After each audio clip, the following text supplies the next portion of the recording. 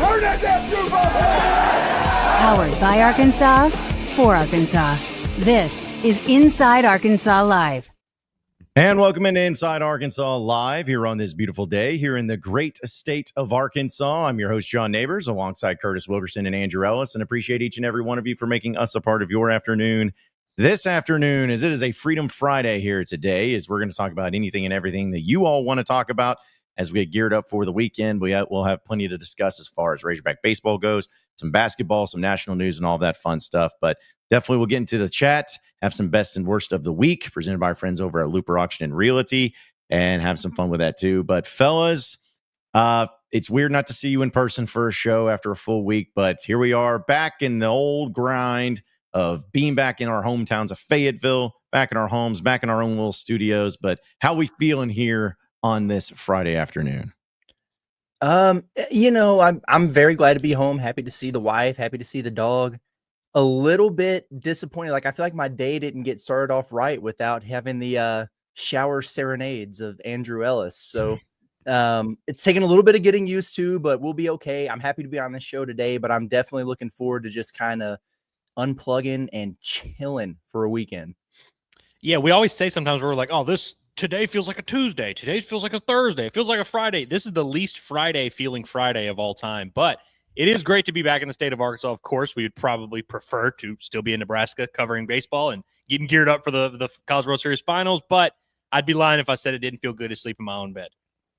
Yeah, I mean, it's that thing where you wish you were still up there, but not if the Razorbacks weren't up there with you. That's the thing about Omaha and the College World Series. Like, I'll pay attention to it a little bit, just because you got LSU and Coastal, and there's not a whole lot else going on. I know you got like Game 7 of the NBA Finals and everything, but man, like, I feel like baseball, and I don't mean this in an insulting way, but I feel like in baseball, college baseball, as soon as the Hogs season's done, I'm done. Like I'm like, I can still watch college football. I'll still watch like the NCAA tournament in college basketball, but college baseball, man, especially if it's a team I don't really like with LSU, I'm like, peace, I'm done. Like, when the Razorback season ends, my season ends with college baseball. Oh, I could give a damn about LSU and Coastal Carolina, man. I ain't watching a pitch of that, bro. Good for them. I thought it was funny. I don't know if you guys saw it, but a few minutes before we started the show, they had a clip from the Coastal Carolina presser. Somebody asked me, had it been an LSU person, is like, what do you admire about LSU's team and their players? And those guys just kind of looked around each other. And then one guy finally was like, not much. So that was funny. But as far as the game itself, especially with the way it ended for Arkansas, like, I just have zero interest in watching a whole bunch of that. Yeah, I'm with you. Like, I'll have my eye. I will of course know who wins and all that. I'll be following on Twitter, but it is very easily for me once Arkansas gets eliminated from the tournament, whenever that is, to stop watching the NCAA baseball tournament, which is electric. It is fun to be a part of, but I definitely, it hurts too bad to watch. And I will be cheering for Coastal, but I will be doing it silently. Mm-hmm. Yeah, it's like one of those things where I'll be checking the score, or if it's on a TV at some establishment that I'm at, I may pay attention to it slightly. But more often than not, when it comes to this type of weekend, I'm like, I got bigger fish to fry in my own life to try to get it all back in order after being gone. Even though it was only a week, it just feels like it was so much longer than that. And, sleeping in your own bed, getting your laundry done, getting your everything back to business is going to be important. But hey, listen, we're going to have things to discuss this summer and have some fun with it, get creative with it.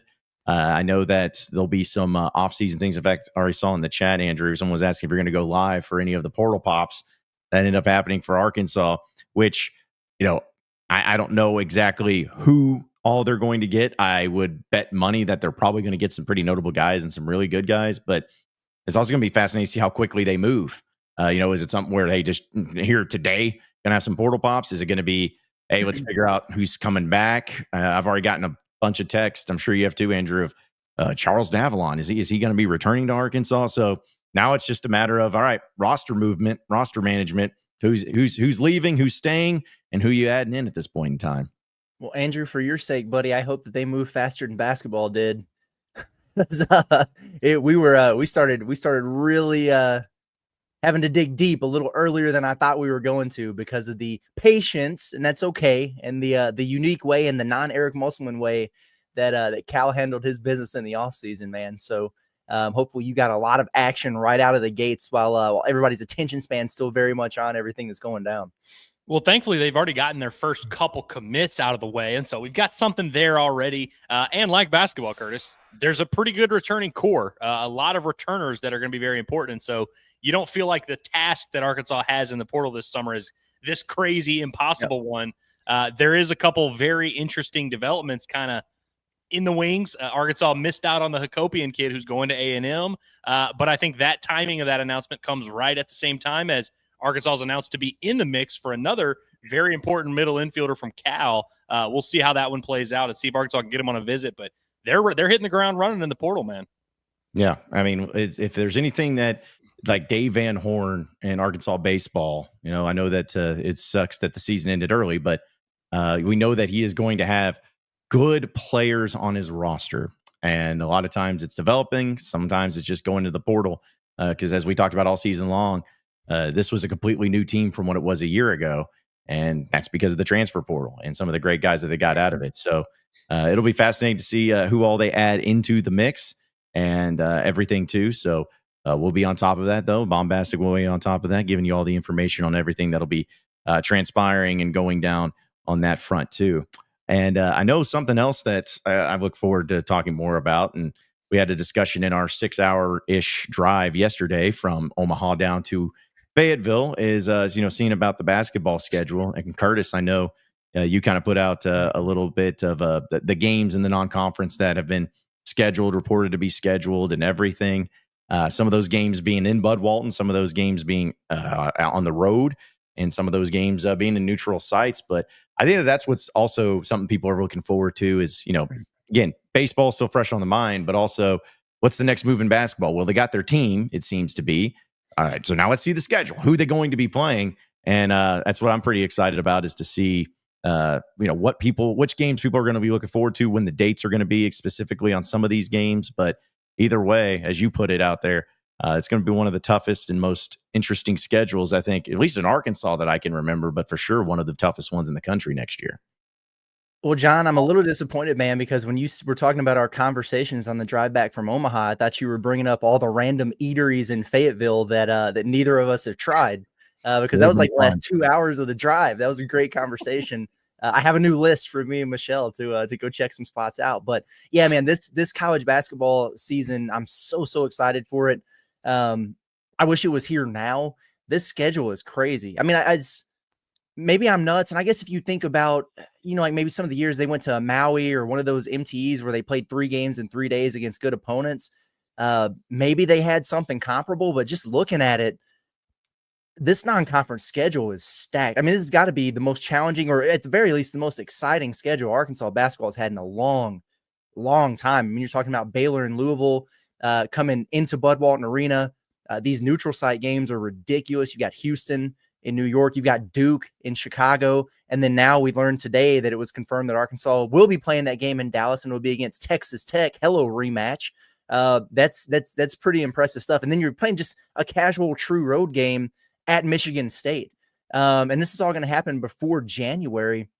It's absolutely insane. And you talk about some of the dates. We know that, I guess it's December 3rd that Arkansas will play that game against Louisville. The 13th is when they're going to, so let me backtrack just a little bit. Thanksgiving Day will be Duke, and then December 3rd. So within a week there, you get Louisville coming into your place. The 13th is when you play Texas Tech on that neutral. The 20th is when you get Houston in Brooklyn. There's a couple more games they got to fit in there somewhere. So it's just going to be one after another. And they'll just kind of be sandwiched with those bye games in there. But good grief, man.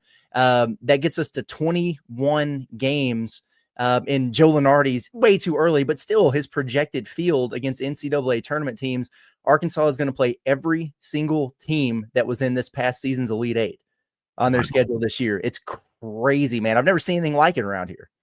Yeah, it's awesome, man. A lot of big time programs that are just easy to like. You don't have to sell this. You don't have to tell fans, no, you should care about this, because they just hear those 2 team names and they get it. It's cool venues for Razorback fans to get to travel to, for these players to get to play in. And of course, Coach Cal is no stranger to playing in cool venues and playing on big stages. Arkansas is going to have a lot of eyeballs on them all year long. Of course, when Cal's your coach, that's always the case. But it's cool to see Arkansas kind of leveling up in year 2. We knew year 1 of Cal was going to have plenty of attention, and there was a documentary about it and everything. But for them to kind of keep that ball rolling, keep people watching, keep people on the string, I think is awesome. And I think another thing that I don't look forward to is people being upset that none of these are in Bud Walton Arena. You know what I mean? That it's going to be mostly games away from home. Although, of course, the home SEC schedule shapes up to be a lot better than last year's. I think people need to remember this, especially in November and December when you play some Pacifics and some, Morehead States or whoever early in the year, to remember you're playing a ton of big-time matchups. So, even if the early home schedule doesn't blow you away, you got to understand the context of this schedule that Arkansas has and all the big-time matchups they have. I can't remember a basketball schedule shaping up as awesome as this one. It's just going to be week after week, big-time matchup. Gives you a lot to look forward to in the late fall, early winter. Well, and that actually is kind of the thing I want to discuss, as at least part of our Alumni Hall question of the day, presented by Alumni Hall. Go to InsideArkansas.com/Alumni Hall. Use that promo code HOGSBY20 for 20% off your purchase. You can also shop them in store, 3417 North College Avenue, and also use that code HOGSBY20 for 20% off all the Razorback gear you could possibly want. I know baseball season comes to an end, but football season will be here. Tailgating season, probably more importantly, will be here before you know it. So get geared up and get you ready with all the great Razorback apparel right there at Alumni Hall. It's the ultimate Razorback shopping experience. I was just curious for people with at least the games that have been announced, of which, if you're a Razorback fan, which game are you more than likely to attend away from Bud Walton Arena? As you mentioned, Curtis, Louisville and Baylor, those games are at home. But as far as Duke and Chicago, Houston and New York, Texas Tech and Dallas, and on the road against Michigan State and East Lansing, which game would you be more likely to attend? And as of right now, I wouldn't say the vote. Let me take that back. I am a little surprised by the margin of this vote. Leading the way at 51.5% is Texas Tech and Dallas. Now, makes sense because I think it's more about the location, it being in Dallas, and the fact that, I think there's interest with the rematch. But 33% say Duke and Chicago, 12.9% say Houston and New York at the Barclays Center, and then only 2.5% say Michigan State. So of all those games, the game up in East Lansing may have the least amount of Razorback fan representation up there, at least according to the polls. Come on, Razorback fans. Y'all are scared to go into hostile environments. You don't want the smoke. Get up there to East Lansing. I'm sure it's going to be beautiful in December or whenever they play up there. Yeah, man, the Dallas game is easy. I know I'm going to be at that one for sure. I know I'll be at the Houston game at Barclays for sure. I mean, there's nothing I would love more than the Duke game. I'm actually surprised that was higher than the other one just because it's on Thanksgiving Day. I mean, that's a huge family holiday for people. If you're in a family full of Razorback fans, maybe you could make a trip out of it. Otherwise, that could be a little bit of a difficult sell, but that's why it's a made for TV type of event for those who can't go, which is absolutely awesome. But I sneaky, really, we talked about it on the trip yesterday. I would love to go to that game at Michigan State, because if you think about it, realistically, when is the next time Arkansas is going to play at Michigan State? It might never happen again. And I doubt it's going to happen anytime soon. What's going to be real sick is the following year when they have to come back to Bud Walton Arena. Shout out to Cal for making sure that Arkansas continues to get some solid games in Bud Walton after last year's debacle of the non-conference schedule. But all of these are awesome. They're all bangers, man. I'm really, really pumped for it. Yeah, the one that just keeps catching my attention, Duke is always going to be, a big one. That was the first one that we heard about way back when. And so that one's been on my mind a lot. I got to find a way to get to that Chicago game on Thanksgiving. The Michigan State thing is interesting because the last time Arkansas was scheduled to take a trip to East Lansing was a 2020 baseball season. And there was a global pandemic that shut everything down and ruined it. So will that happen again? We'll see if history repeats itself. Yeah, I'm sure you've looked this up, Curtis. Has Arkansas and Michigan State in basketball ever played? I'm sure they have. If you give me 10 seconds, I'll be able to tell that's you. fine. I didn't know if you knew. Our trusty compadre. There's a website that is dedicated to just this. Yeah, just these questions. I probably could have looked it up myself. But Arkansas played Michigan State twice, and they have lost to Michigan State in both games. They played in the Great Eight tournament in 1995.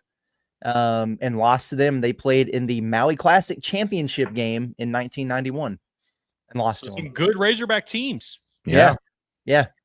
I see. Both games, Michigan State was ranked as well. So, I was fully expecting like, they played back in 1974 in the Great Alaska Shootout or something crappy like that. So I feel like I vaguely remember that game in 95.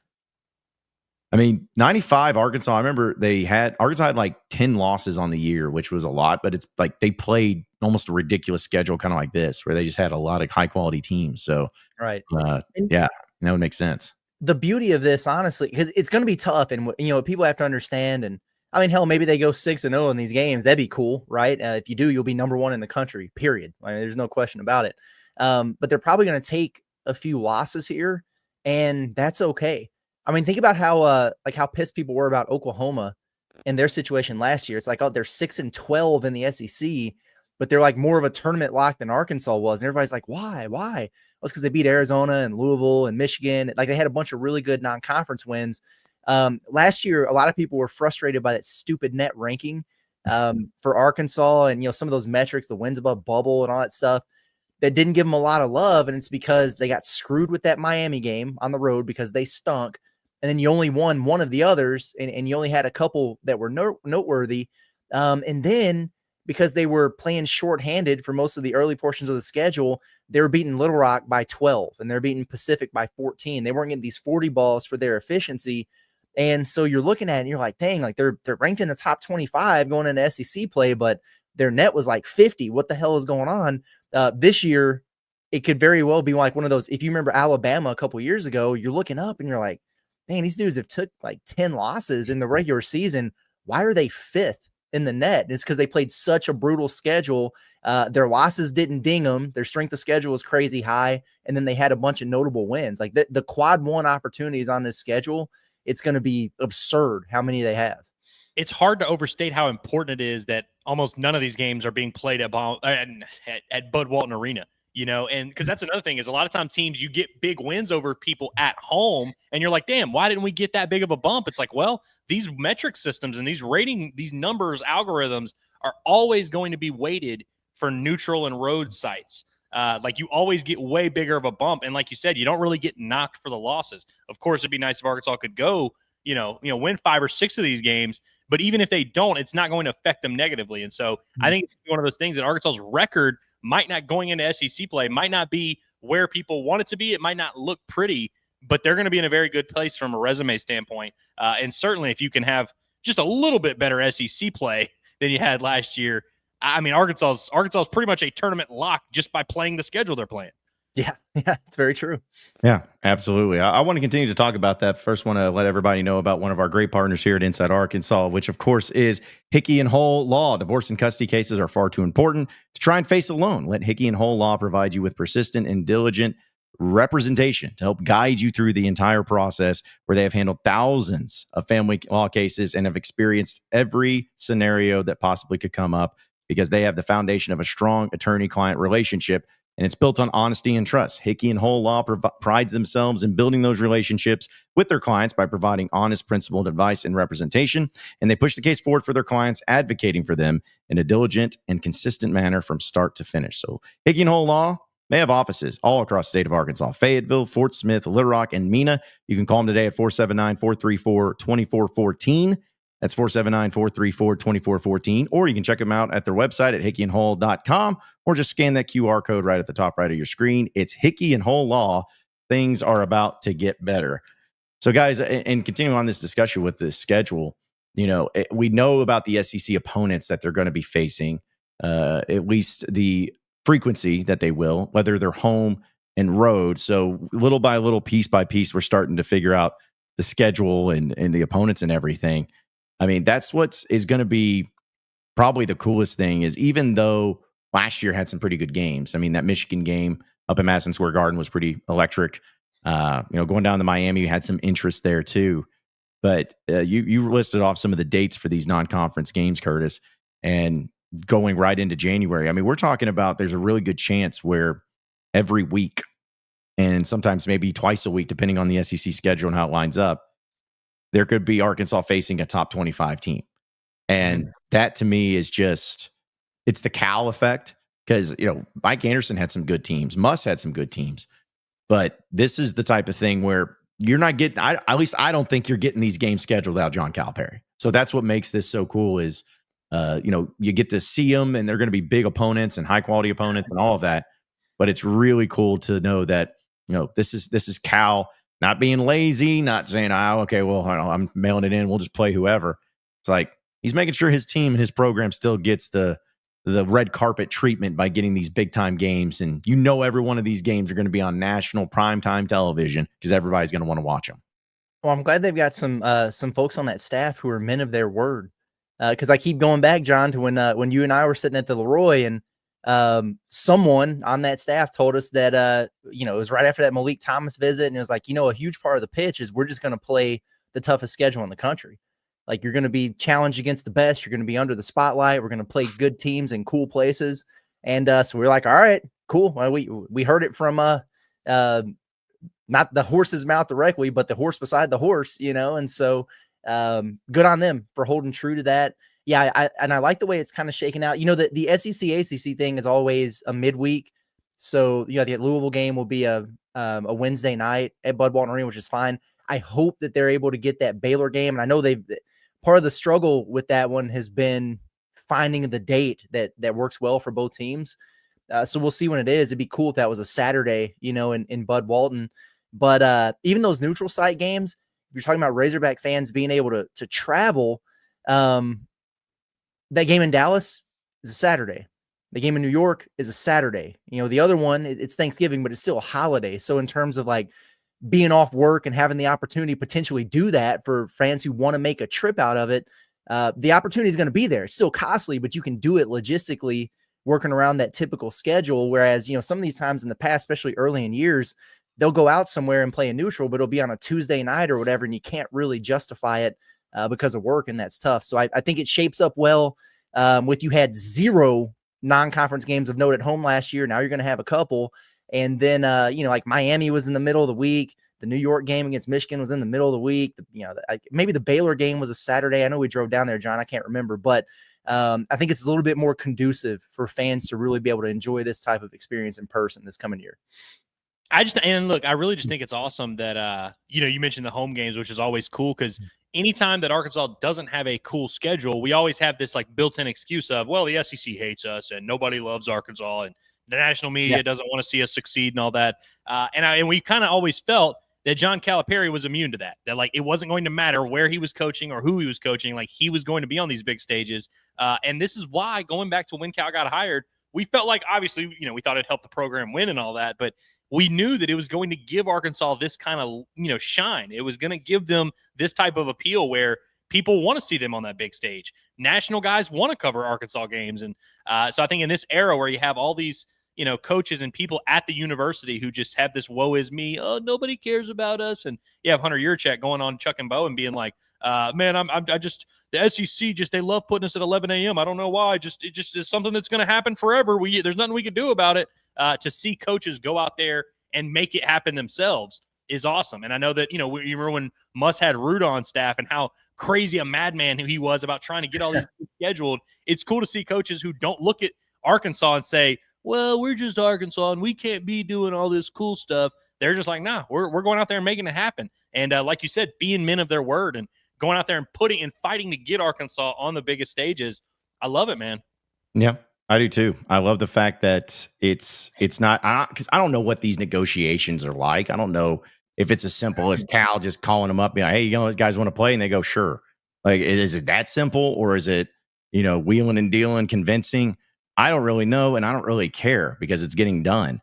And that's something that if you want to be considered a big time program, yes, you have to win, but you also want to be box office. And Arkansas with John Calipari as the head coach is box office. It's must watch. And even in the way of baseball, kind of feels the same way in that perspective with Arkansas Dave Van Horn, because that's why they always get invited to Arlington every year for those events, because it's like they know people are going to watch, people are going to show up because they're box office. So I think that's just another element to where we saw a little bit last year, and we've seen a little bit here and there, but now that he's had a full year in and getting them able to put this schedule together, you see exactly why everybody thinks of Cal so highly and respect him, but also television markets and ratings are like, yeah, this dude's going to get some eyeballs no matter what.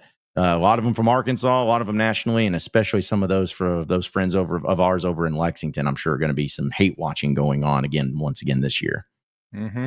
Mm-hmm. Wait. There's no doubt about it, man. And I was on one of my strolls through Omaha bright and early in one of the mornings here recently. I was listening to Aaron Torres, our buddy, and he was talking about a lot of things, the SEC, ACC, and all that. And he was kind of going through some schedules and was talking about Arkansas' schedule. This is before we figured out about this Texas Tech game. And he just said, historically speaking, when Cal schedules super aggressively like this in the non-conference, especially when you know how tough the SEC is going to be, it's usually an indicator that he feels really, really good about his team and what they're capable of. So I'm going to believe that word of wisdom there from AT as well. I don't think they would be going this hard on that non-conference schedule if they weren't really excited and really confident in the team that they put together. Last year, and I know that, he loved his team. Okay. He made that very clear many times. But on the same token, it was kind of patchwork together. They're late. There was a lot of newness to it. The guys hadn't really played together, and the ones who had played together in a different environment, whatever, they didn't schedule that aggressively in the non-conference. And you saw them go through it a little bit throughout the course of the year. This just has an entirely different feel. And maybe it makes me irrationally excited when I connect those dots and think about the combination of a really good team and a really good schedule. I love it, man. Yeah. And Curtis, I'm glad you brought that up because we're doing a lot of talk about stuff outside of the court, like you said, the box office, John, and, eyeballs, and all these things matter. They really do. But I know there's a lot of Hog fans who are probably listening. They're like, listen, I don't care who they play or where they play or how many people are watching. I want to see this team win. I want to see this team, play cool games. I want to see them grow and all that. And I think you bring up a great point, Curtis, that this is going to help the team. Now, of course, in football, it's a little bit different how you got to, schedule it because, you don't want to have a schedule that might have 4 or 5 losses on it. Yeah. And so there's a balance there. But in basketball, one, like we said, the ratings and the net are all going to favor you for playing games like this. So it actually does help your squad in that regard. But also some of these guys on this team, man, what better way to prep you for the NCAA tournament than to play in Brooklyn, than to play in Chicago, than to play in Dallas, play in all these places against these NCAA tournament teams. And some of those freshmen that Arkansas is going to really be leaning on pretty heavily, like Acuff, like Malik Thomas, it's going to be big for them to get in those atmospheres, see what they're about, see if they match up, and see them grow through that fire. I think this checks every single box you could want it to check. Cannot say enough about how excited I am to really see these matchups play off. But also, we don't get to do the thing where we're like, well, it's football season. We'll care about basketball in January. Ain't nobody going to be caring about basketball in January. They're going to be caring about basketball in November and in December when these games are being played. Yep, absolutely. And also, too, I just laugh because when you mentioned the locations, I'm like 100% guarantee that every game that Arkansas is going to play in the regular season will be better than pretty much any facility or place that they'll play in the NCAA tournament. So 100%. Yeah, they'll be playing at hockey rinks or whatever in the NCAA tournament, man. So yeah, they're going to be over there in Buffalo, New York again. If it's going to be a nice location, it's going to be far as hell away. It'll be Seattle or right. I almost said Portland. That's not a nice location. I guess if they go to OKC, then they'll be playing in the Thunder's Arena, which will be sick. St. Louis would be the hockey. It would be the Blues Arena. They wouldn't play that in the Dome. Yeah, it'd be the Blues. So those are the 2 closest ones. And then what was it? I guess Portland would be in the Moda Center, I think is what it used to be, but where the Trailblazers play. So that would be sick. But yeah, some of them. Buffalo is another one. Buffalo. They're going to Buffalo, bro. Yeah, I know. I don't even know why we're talking about this. I should shut up. They're going to Buffalo. Yeah. And, y'all, and Andrew, you're coming with us this time. And I'll go to Buffalo. We're going to have to add, we have to talk to John about adding duties as assigned to your job description, which is being my bodyguard. I'm going to need you there. Okay. Yep. and just to mess with y'all, we're going to drive because you didn't get to drive last time. We're driving, baby. We're going 16 hours all the way, babe. Do it. Make it happen. Actually, that sounds miserable. Let's just hope that doesn't happen. But either way, the other sites real quick, before we get into the chat, we mentioned Oklahoma City. You got St. Louis, Buffalo, New York, Greenville, South Carolina, because, that's as is tradition. There's always got to be a Carolina in there. Portland, Oregon. Honestly, I would like Tampa, Florida. Cool. That would be kind of cool. I thought maybe you would be playing at where they're, is it the Lightning, I think is the hockey team. But they had the SEC tournament that year. Yeah, but you're actually playing at South Florida. USF would be where you'd be playing if you were in Tampa. Really? Yeah. Interesting. Okay. Yeah. And then also, I've never been to this city, so I actually would be down for it. Philadelphia is another one. I've never been to Philly Philly. would be cool, man. But you play at St. Joe's for that one, in that facility. So you don't get to play where the 76ers play, as cool as that may be. But The house that Jameer Nelson built. that's right. Yeah, man. That's right. And then also we could go out and say what's up to Muss if he's out there, because we go to San Diego in California would be the other one. So Muss will be playing in the NCAA tournament, John. So maybe he'll be in the San Diego. Region. Dude, that would be sick. Yeah. Nah. No, Muss will be in Oklahoma City, and he'll be complaining about it. He would never do that. Come on now. He would never do that. All right, let's get to your chat, folks. Do a little vibe check presented by our friends over at Basis Health, where they're changing the way that healthcare is delivered by providing mobile medical visits to the comfort of your very own home. A doctor will come to your home for urgent care, primary care, IV hydration, and so much more. It's Basis Health. They're here for you when and where you need them the most. You can learn more at basishealth.org today, or check out that QR code at the top right corner of your screen. And since it's a Freedom Friday, we're going to have pretty much anything and everything y'all want to talk about. We're going to talk about, and then we'll get into next week. And it's amazing, guys. It's June 20th. So like we're already getting close to July and the halfway point of this year officially. So it's just cruising through. But shout out to our guy Quinn for the super chat. Appreciate it. He says, a little over 2 months until college football and fall camp will start up, and a little over a month. Well, I'm glad you're excited about it, Quinn. Yep.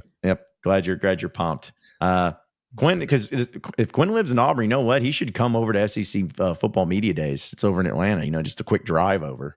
And yeah, see, he can join all those other like team crazies that like try to follow the team around, like the Alabama guy with the ring hat and the two dudes that dress up like Bear Bryant every year. He could join that. We should get Quinn to send us like a list and be like, hey, we'll get the Auburn guys and we'll talk a little bit. We'll talk to him for 5 minutes. Just give us your request. What do you want to know? Yeah, we'll be his official reporters, and like that'll be the only thing anyone ever cares about when we do Auburn stuff. Just back, yeah, this is for Quinn. Just we'll make that happen. Let's see. Like this from Our Broken Hog says, I hope everyone in their luggage made it home safely. Haha, they did. It did, because they were in like my truck. So it wasn't the back of the truck the whole time, so it could have gotten iffy. But I took a look back every now and then while we were on the road, because I left my bag that my merch that I'd bought, and I'd like left it sitting there, and I was like, I hope nothing flies out of that bag. That'd be tough. Yeah. Andrew tried to leave his PS5, but he got that. So that was the only thing that was in jeopardy. But shout out to Sweet Arkansas Gal. She says, counting the days till I can have my lunch anytime I want. Retirement August 29th. Wow. I'm old, but I'm a Hog fan and just as important as an inside Arkansas fan. Well, I you're getting closer. Retirement coming up. Yeah, that's. I mean, listen, not too many days left to count. That's exciting. Yeah, it is exciting, and I'm sure you're going to have plenty of things to do besides working, and you're going to enjoy life. So that stuff. I will say though, and maybe you're just not this way, Sweet Arkansas Gal, but I feel like if I was going to retire, I want to retire like for the summer. Like I'm sure there's a reason why. I'm not saying you're wrong with this, but imagine the summer coming in and then you get your time off. Maybe it's because you want to go to football games. I don't know. That would just be me. But it's going to be that date for the full retirement or whatever. You hit that certain age or whatever it is, and you get the full percentage. Or I bet it's that. Oh yeah. You know what it is, John? She's a surfing instructor, and so surfing instructors, work during the summer most of the time. So I think she's got to finish out the summer catching those waves, and then she'll move on. Yeah, lifeguard at the country club. Yeah, all that. That's what it is. Let's see. Addison says, this is the closest I've followed baseball season and the most fun I've had. Thanks to Inside Arkansas and the Bombastic. Appreciate your coverage and already looking forward to next season. Hey, thanks, Addison. I appreciate this a lot, man. And like, I mean that this statement is like what we aim for, that people pay attention more and they follow closely and they get more invested. But I would be lying if I said I didn't have a couple people reach out and be like, mad at me because they were like, you sucked me into this. Like I wasn't living and dying with baseball, but now I am, and you have me dying. And I'm like, well, you know what? Fair enough. I apologize for that. I can't save you from that, but I do appreciate everybody that was tuning in, man. Yeah. Also, Big KG just says Ryder Helfrich coming back. That's all I care about. That top 100 kid committed to UALR. Well, they also I guess he's the top 100 kid committed to UALR. I mean, I don't know who that's referencing, but Arkansas also does have a UALR transfer committed, and they have a top 10 player in the portal committed already, in Ethan McElvain. So they got some things in the works, man. I'm liking what I'm hearing on the portal front. Yeah. Let's see. A Big Lefty says, Duke in Chicago, screw Thanksgiving. I need deep dish pizza. Well, maybe they make like Thanksgiving deep dish pizzas, like turkey and mashed potato pizza. I don't know. I just throwing it out there, but yeah, it's a good Thanksgiving holiday. I feel like spending in Chicago and seeing Hogs and Duke. A lot of people say you should go to Giordano's for deep dish pizza, but the real sickos know it's about Lou Malnati's. I've been to Lou Malnati's. Also, you're going to get you a glizzy, Chicago-style dog. Got to get a glizzy. What's the name of that? There's a place. I can't remember. You can get a glizzy, and they have what they call a chocolate cake shake. I was thinking the Wiener Circle was what you were referring to. We could also go to the. They have a 4-story Starbucks that has like bars at every level. We can check that out. That's insane. Yeah, it's crazy. Because you guys have heard. By the way, Terry on Burgess is who he was referencing. That threw me for a complete loop. I was like, when I did top 100 kid UALR, I was like thinking baseball, and I was like, Tag Andrews, is that who he's referencing? No. Have you guys heard of the Wiener Circle in Chicago? I've heard of the Bean in Chicago, but not the Wiener Circle. So the Wiener Circle, the only reason I know this is because it was a funny skit on Conan O'Brien, but where basically it's like this like food truck type of place where they make hot dogs and all that. And you walk up and they scream obscenities at you. And you order and they just drop F-bombs at you. And that's their thing. It's like that Dick's Last Resort place. Yeah. Yeah. So they put mean stuff on your head. Yeah. Yeah. And then you can go back and forth with them and all of that. So, but that if you don't get your order out in time, they just call you a dumb MFer and stuff. So anyways, it's just something, you could throw out there if you want to get yelled at on Thanksgiving. It's an option. Let's see. Heartbroken Hog says, what do y'all think attendance will be like this year? I think he's talking about basketball, I assume. But I bet it's going to be pretty good. Definitely. They're going to be fine. I mean, it seems like the reseating thing, they're having no issues selling those seats. Like, it seems like they're going to have a sellout. It's just a matter of, will those seats that are sold show up? That's the thing, man. Well, that was it. Like, the seats are going to be bought and paid for. Like, if their rear ends in them or not is a different discussion. Another thing is we don't have a precedent. Like, we don't know. You know what I mean? Like, at least last year, it's the same kind of situation. We kind of had some, this is what a crowd against this team will look like. Year 2 under Cal, we have a little bit of a precedent, but it's like with the new reseeding, we don't know how that plays out or what it looks like. So this will be kind of a guinea pig. Yeah.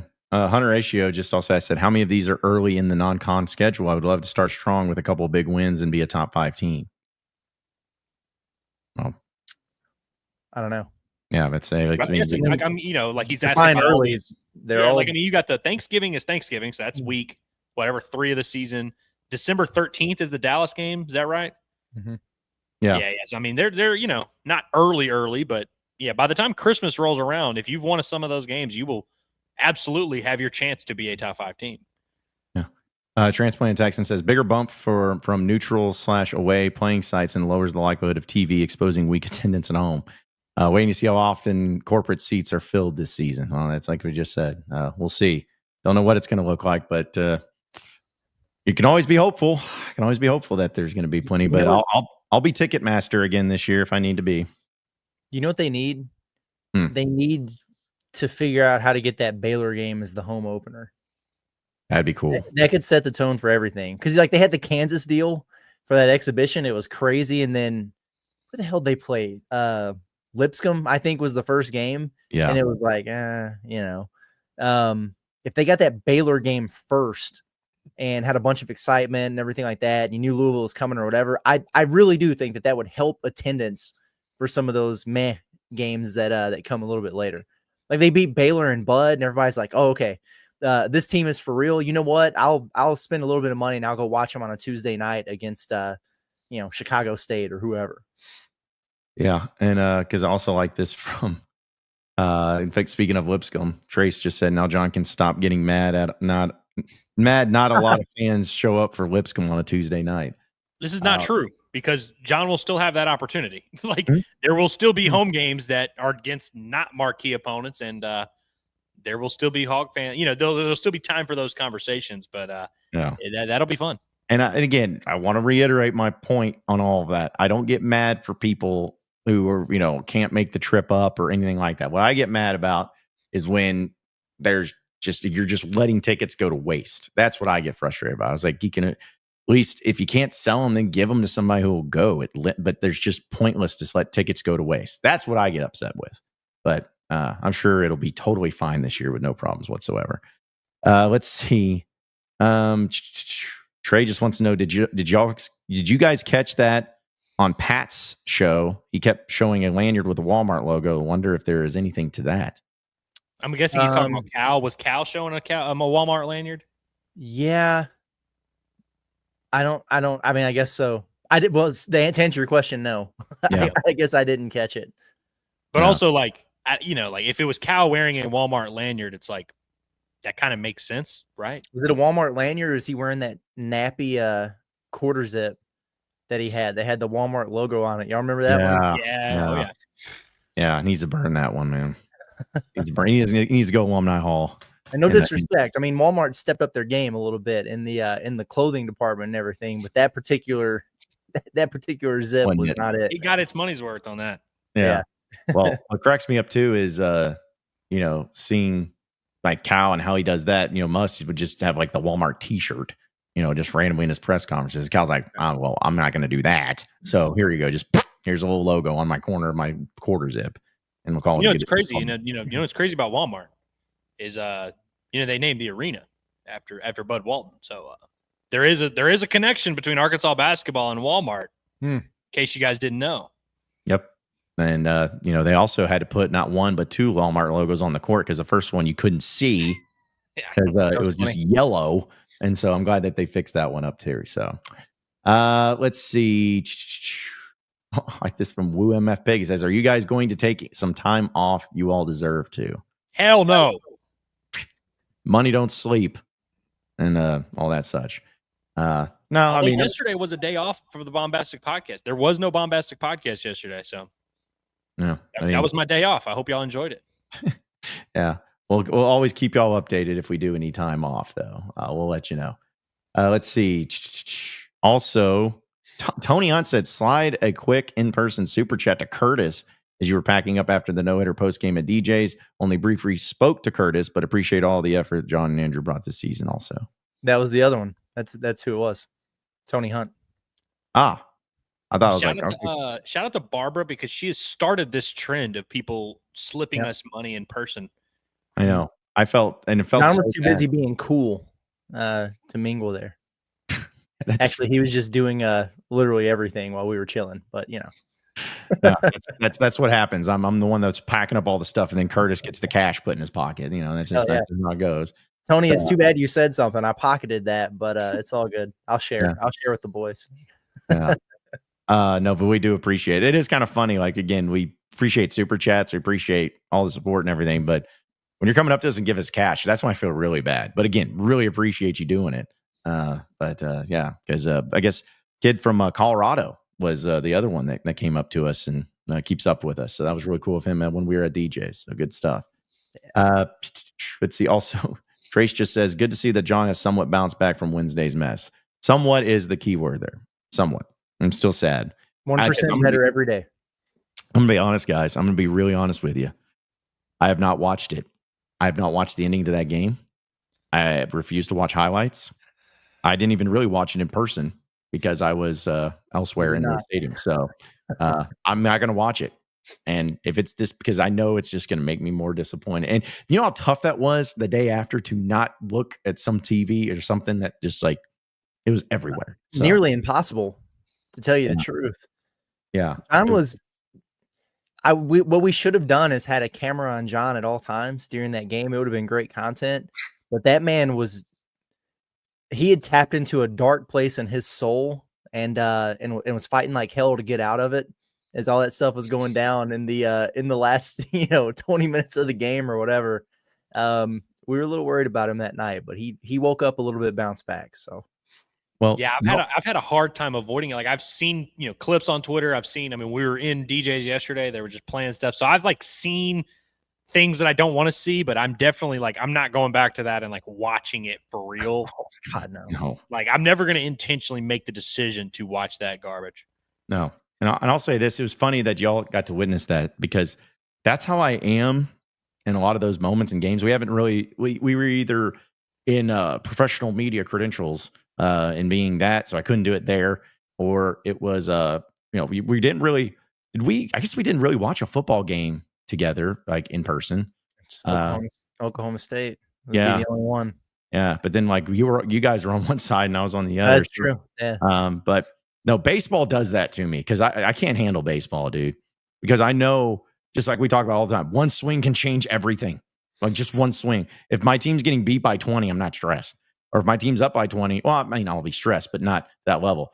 But when it's that, and you know that one swing can either go your way and win you the game or not go your way and end the game, that's where I go to. But shout out to the old man who bent down and put his arm over me and started praying to whatever God he wished, because I had to keep that old man upright. He almost fell over out of excitement when Justin Thomas hit that ball. So, anyways, a lot of people, good Razorback fans out there that came and it wasn't people doing like, "Are you okay, sir? Are you all right?" Like they got it. They knew. Yeah, just like a pat on the back, a little whisper in there. It's gonna be all right, buddy. Yeah. They absolutely knew, and that's what makes me and Andrew just kind of left him alone. Yeah. Yeah. He said that's why I love Razorback fans, is because they just look over and they're like, "Oh yeah, we know where he's at. we know what place he's gone to." So, but yeah, we appreciate that. I will go ahead. I'm sorry, I was gonna say, are you gonna share your going to the baseball game bathroom story? I know you've been trying to avoid these restroom stories, but since I was there with you, I didn't know if you were going to share it or not when you were verbally assaulted by an LSU fan. Oh, I forgot about that completely. I thought it was we were about to have a brawl in there, man. It was kind of crazy. So yeah, dude, that was insane. And again, I swear to y'all, it's not like I keep saying, "Hey, this is my running bit of bringing stories up of interactions in the bathroom," but it just happened. Yeah. Like Curtis was also waiting in line. He was a witness to this. So, but man, yeah, I was just trying to do my business, man. Wasn't doing anything. And there was this fat LSU fan just screaming at me, like in the line behind me as I was trying to do my business. And he kept, talking about the bat that I had in my hand. Yeah. Yeah. And what then are you doing that? Yeah. And then I guess he later, I guess we were walking out and Curtis, you pointed him out, and then he came up and hugged you. He did. He did. Yeah, he did come up and hug me. I was pointing him out to Andrew, and I was like, "It was that guy right there." Yeah. And he saw me, and he came over there, and yeah, it was actually a nice little embrace. And he told me he was nervous because of Arkansas's pitching situation going into that game compared to theirs. And I'm glad I did not see him after the game. Dude, what I think that it tells you is that he was not scared of me whatsoever, but he was scared of Curtis. So he went over, he gave him a hug. He just yelled at me. Wow, dude. I have a bat in my hand, for crying out loud, and I can't even intimidate the guy. I appreciated Tony pointing out. He's like, "Yeah, Curtis is bigger in person than you think." I mean, listen, a lot of people have a lot to say. Then you get stared down with 6'9" staring back at you. A little different. Yeah. Gentle giant. That's right. 6'9", 235, like all the Razorback basketball players too. Yeah, him and Nick Kringle and Trevin Brazil, all the same size. Yep. If they can list Kareem Rattel at that, they can list me at that. It's okay. No, exactly right. We'll continue to get to your chats, folks, here on Inside Arkansas. I appreciate everybody listening, but we also appreciate our friends over at Radiant Elements Medical Spa. I'm telling you, I'm already going to get a massage appointment with them because it was a long week, but I'm sore. I'm tired. I need a little bit of that relaxation going on. I know a lot of you do. Well, there's no better place to have it done than Radiant Elements Medical Spa in Fayetteville, where they have the deep tissue, sports massage, and infrared sauna to help you bounce back faster, hit the weights harder, and stay in the game itself. Self-care is not something that makes you weak or makes you less or anything like that. It's what all the winners do. It's what all the people do, because you want to be at your best. You want to feel your best. So get that done. Get that service done over there at our friends at Radiant Elements Medical Spa. You can check them out at the Weddington Plaza. You can also book an appointment online with that QR code right there at the top right corner of the screen. And when you do, you get 15% off your first service. That's right, 15% off. So get it done, get it booked, and book it with Radiant Elements Medical Spa self-care for everyone. But yeah, I'm definitely gonna need that because I'm after having that first one, I got to have me a lot of other things too, just to try to get back into the game and hopefully get to sleep a little bit better. But let's see. Also, shout out to Quinn. He said, "I'm counting down the days until I'm in Arkansas for the Auburn-Arkansas football game." You are the one. You are the only one. But yes, that'll be a fun time. Will be. Because I don't even remember. I guess I got to look up what date that is. But still, it'll be hopefully one of those games that is, because I don't know, these flex times and everything just makes me nervous. But I just always assume it's going to be at 11 a.m. unless it's not. Are we worried that Sam Pittman only beats Auburn at Auburn? I mean, people are wondering. He's pretty much beat him 3 times. I am worried about that. Yes.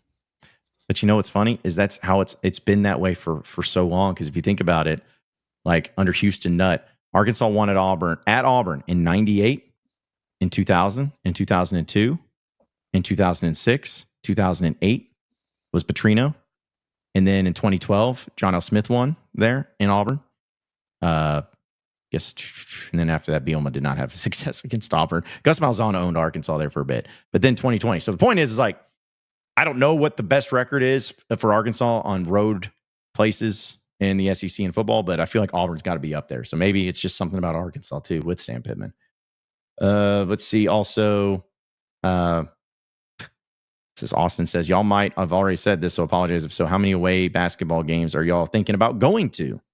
Obviously, we talked about the marquee, New Jersey, Dallas, Chicago, and all that. But in terms of road ones, I think one that we've kind of settled on is maybe Norman. Well, Auburn too. Yeah, Auburn for sure. Yeah, Norman's easy, and we kind of have to go over that way now. We storming Norman and storming Auburn. Yeah. Auburn after the time that me and Curtis had, and like we're seeing Quinn, but also just the facility and the cool city and everything like that. Yeah, we'll definitely go to that one. So we're pumped. Hopefully, again, it was on a Wednesday night last time. So hopefully this time it's on a Saturday. That'd be nice. I mean, I would love to go see, Darius Acuff take it to Boogie Flan in Gainesville, but probably not gonna make it to that one, honestly. Mm-mm. No, we'll wait for that one in the national championship game next year. I was trying to think of all the SEC basketball facilities, arenas, whatever, which is the one that you least want to go to at all, ever? Of all other 15 ones, which one would be the least one you want to go to? Probably Ole Miss. Yeah. Or South Carolina. South Carolina's probably a good one there. I mean, I've been to the Pete Maravich Assembly in Baton Rouge, and it sucks, man. It's a really bad venue, and it doesn't have any atmosphere at all. And it's kind of weird because LSU fans, even when they're even if they suck, it's like they usually create a fun environment, but their basketball just doesn't really it's a nothing burger. Mm-hmm. Yeah. It just doesn't do it for me. I mean, and that's the thing is I know that there's probably some cool facilities, but I don't know, football, there's a lot of them I'd like to go to. Even baseball, there's a lot of them I like to go to, but basketball, I do not care about most of them. Even the good teams, like Alabama, I have zero desire to go to the Coleman Coliseum or whatever. I have zero desire to do that. I don't want to go there. I see Logan said Mississippi State. At some point in my life, I am going to go to the Hump, though. Weirdly enough, it's middle of the pack for me, where it's I actually I wouldn't be excited, but it's actually a venue I'm not dreading. I've been to Mizzou Arena several times and have no real need to ever go back. So there's that one. Yeah. The Moody Center was cool in Texas. I'd go back there. I was thinking even the was it where Georgia plays? I'm like, yeah, I'm not going to go and see a Georgia game. Oh yeah, I don't know anything about that venue, honestly. Yeah, exactly. Stegman. What'd you say? Stegman Coliseum, I think. Is that what it's called? See, I didn't even know what it was called. I just thought it was Georgia Basketball Place is what I thought it was called. So, Wayne, appreciate the super chat. He goes, for me, it's the airplane hangar in the Tuscaloosa. Exactly. For some reason, I felt like, Quinn, that might be a little bit more to why you don't want to go there than just calling it an airplane hangar. Probably has something to do with the fact that it's Alabama. I'm just throwing a guess out there. Few more here because I know we'll get into best and worst of the week. But let's see. Shout out also to Austin. He said, thank y'all for everything this baseball season. Listening to the pre-post game shows was one of my favorite daily routines. Those were fun, and we appreciate you tapping in. It was a lot of fun for that, and we'll continue to do that. We might just do a pre-game, post-game as if there's a game being played. Let's just do a pre-game, post-game. Maybe we'll do it on the show. Just like Andrew, are you going live for LSU and Coastal? Hell no. Hell no, bro. Hell no.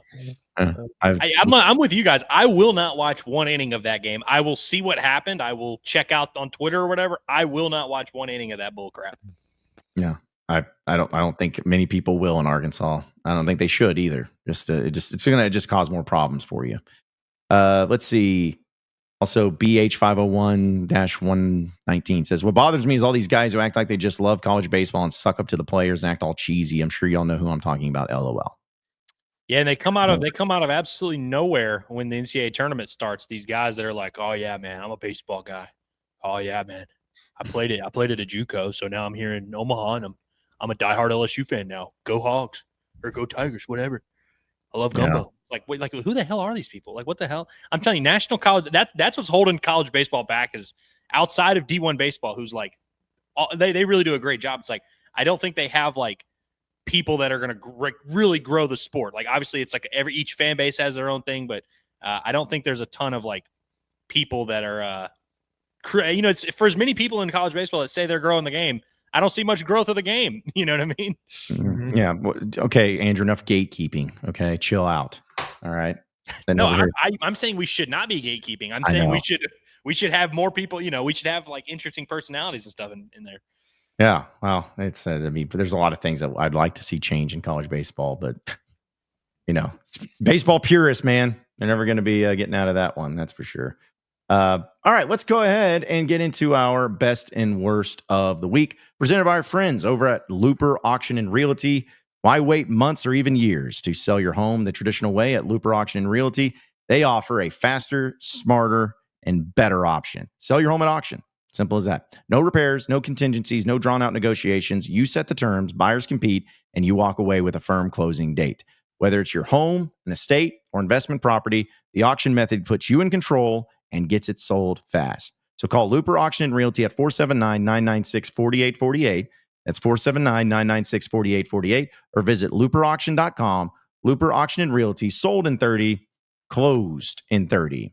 All right, so I'll go ahead and kick us off, guys, with my best of the week. And it was something that I tweeted out yesterday. I had a friend of mine who sent me this picture. And, it's not like anyone's surprised by it, but still just cool to see this particular picture where, Charles Davalon went through a lot and had to deal with a lot when it came to the upcoming or the previous College World Series and the plays that were made. Well, this was their return trip back to Baum. And from reports that I heard is that a lot of the team members did this, but he came in, he signed all the autographs, he took pictures with all the kids, he did all of that, and even stayed later than a lot of the other players. And I just thought that was really cool. I mean, because to me, and even if, because we talked about it, it was bigger than him. Dave Van Horn knows it was bigger than him. Everybody knows that. But just knowing me and knowing if I was in his shoes as a competitor, it's like I would want to bury my head in the sand and never come out for a long time. But kudos to him. Day after, owning it, signing autographs, taking pictures, getting on with it. I respect that, and I think that's really cool. So to me, that was my best of the week, is seeing Charles Davalon not letting all that nonsense get to him, still living his life and still being a part of the game in a really cool way. Good for him. Yeah, I was happy to see that too. It makes the heart feel good. The last image you saw was him being so upset and, on the field, and just all the, teammates embracing him and everything like that. It made it difficult to sleep that night. And so I can't imagine what he felt like going through all that. But, I'm sure that warmed his heart and felt really good for him to be able to get out there and have a bunch of, kiddos and everything coming up to him, showing him love and everything. And it just kind of reminds you that even though it means a lot, man, to a lot of people, including them, it's still just a game, and you're going to be all right. The sun rose the next day, and people still love on you. And that was really good to see, man. I like that too. Yeah, it's definitely good to see. And again, like we kind of expected that he was going to handle it well, that the team was going to rally around him, that the coaching staff was going to rally around him. We knew Dave was going to defend him, like as he should, and because he's right, like it's way bigger than him, like you said, and I agree with Dave's assessment that Arkansas wouldn't have been here without Charles Davalon, no doubt about it. But one thing I don't know if I necessarily expected, I knew some fans would rally around Charles Davalon and support him. I got to be honest, my best of the week, guys, Arkansas fans, I don't want to say they're like handling this loss well, because I don't think any of us truly handle it well, but I've seen less comments that have like made me want to pull my hair out and made me like hate the world. Like I've seen a lot of love from Razorback fans, like a lot of love. And I think Razorback fans love this team. I've seen a lot of love towards Charles Davalon. I'm sure there's been a bad apple or two. I haven't gone through our live chat from the post game. I'm sure there's a ton of people calling him all kinds of crazy things and making crazy statements. But more than that, like I've seen, like I said, a lot of love from Razorback fans, and this team loves the Razorback fans as well. It's a mutual, symbiotic relationship that they have, and it's really cool to see. And I want to give Charles Davalon credit, one, for just being a stud, being a man, and doing all the things that he's done. But I actually shouted him out on the Vibe Check episode of the Bombastic Podcast last week, because at the practice Arkansas had leading up to the World Series, he did the same thing. He stayed after the practice. He didn't even talk to the media. I would have loved to talk to Charles Davalon. I couldn't because he had other obligations, and because he stayed and literally signed everything. Every kid that came up to him with a baseball, he signed it. And so I thought that was cool in that moment. And I think it's cool for him to be that same guy and doing the same thing after the literal worst moment of his life. I think it says a lot about him. Another thing, this isn't my best of the weekend. I also want to give a shout out to Derek Curiel of LSU. Because everything I'm saying about Charles Davalon applies to him as well. He was the same way on Thursday at practice, was playing with every kid he could talk to, shaking hands, kissing babies, signing his mini balls. The LSU team bus after the practice, I got done doing a TV spot. I walked over. They were all waiting on Derek Curiel so they could leave and go back to their hotel. He's out there standing outside the bus just talking to fans, signing shirts, and taking pictures with folks, and like, that's awesome. And Derek Curiel, of course, freshman for LSU, hopefully doesn't win the national title, but he's going to go on to do great things. Like, kids are never going to forget that. And I saw Derek Curiel also coming over and consoling Gabe Frazier, his high school teammate. They're both from the state of California, and like, just seemed like a really there was a lot of love out there on that baseball field for both teams. And I know the coaches respect each other a lot, and the fan bases hate each other, and we will never not hate each other. But I'm just kind of like, I feel really good about how much genuine respect and admiration has been in the streets between Razorback fans and this team, and I think the team deserves it. I've been saying that all year, and I'm glad that I haven't even had to give this dramatic speech. Like, fans just really rallied around this squad, and even after the season is ending as horrible as possible, I'm actually surprised by how little toxicity I've seen. But maybe you guys have seen more than me, but like, honestly, I've seen way more love than I maybe expected to see. I mean, I haven't seen as much as maybe I was expecting, but I am going to save some of that for my worst of the week. But either way, we got the same one again, I think. But okay. Well, Curtis, what's your best of the week? I mean, my main one was I wanted to get into the Arkansas basketball schedule, but that's been half of our show. So that is a best of the week for me. I'm really, really excited about it.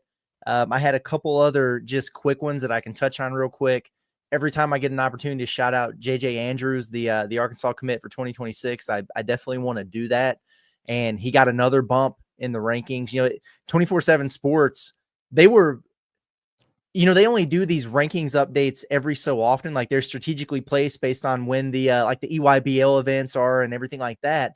But they were so impressed by JJ that they bumped him early. Like, before they did the whole rankings update, they bumped him up from 42 to 17. They were like, we can't justify having this on our website. Like, this dude is way better than this, which is awesome.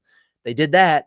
And then when they updated their rankings officially, like the whole class of 2026, they bumped him again, and they got him up to number 13 now in the country, one spot away from 5-star status, one spot away from getting that 5th star. So kudos to him, continues to kill it. Really, really excited about him and what he's going to bring to the table a year from now. So that was one. And then my other one quickly, best of the week is just everything that has transpired to get us to the point where we're going to have a game 7 of the NBA finals. I think that's awesome. I know there's a lot of Oklahoma City Thunder fan in here who are like, no, dude, this is not awesome. They should have taken care of business and been done with this last night. But it gets no better than that, and people can talk about the market size and, the brands or the lack thereof that are represented here. But I'm pumped for it. The longer basketball can drag on, the more basketball I can get, the better. And when the season ends with a winner take all game 7, I don't care who's playing. I think it's sick, and I'm looking forward to watching it. Curtis, I saw something last night. I was trying to pull it up and fact check myself. I don't know at what point in the game this was true, but I saw the Oklahoma City Thunder had a very uncharacteristic performance in their most recent game. They had like 0 assists at halftime or something like that. Like, I saw a row that had like all these guys or whatever.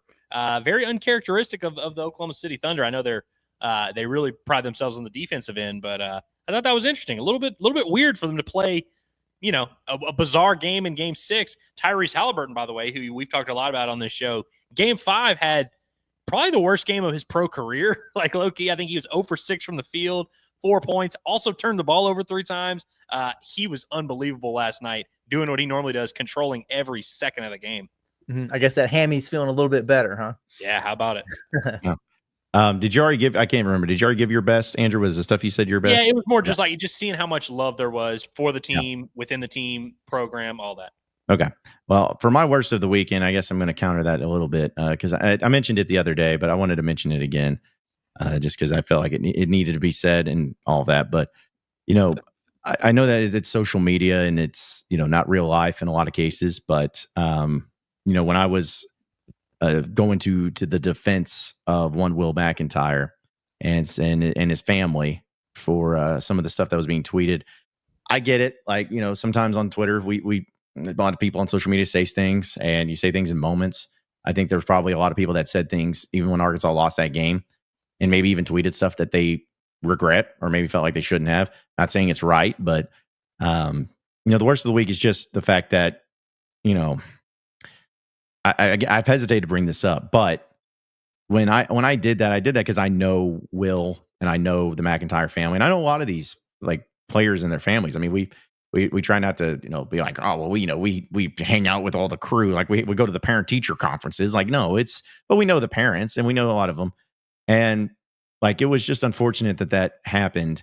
And the approach where I was almost like people were upset with me. Some people, not a lot of people agreed. Most people agreed, but like there were a few people that upset me. They're like, oh, well, that wasn't even anything bad to say. I was like, well, if you see people's tweets and you can't play victim of like you're getting attacked, like you were somebody that was hating on Will and, using it with his parents and all that. Well, his mom came up to me and was almost at the game. And I'm sorry if she didn't want me to say this, but I'm going to say it. She came up to me and she was almost in tears and she just thanked me. And I'm not saying that to brag. I'm saying that it's like, it shows you that this stuff does impact parents and kids, man. And this is why no matter what, you can be critical. You can say somebody didn't play well. You can do all of that.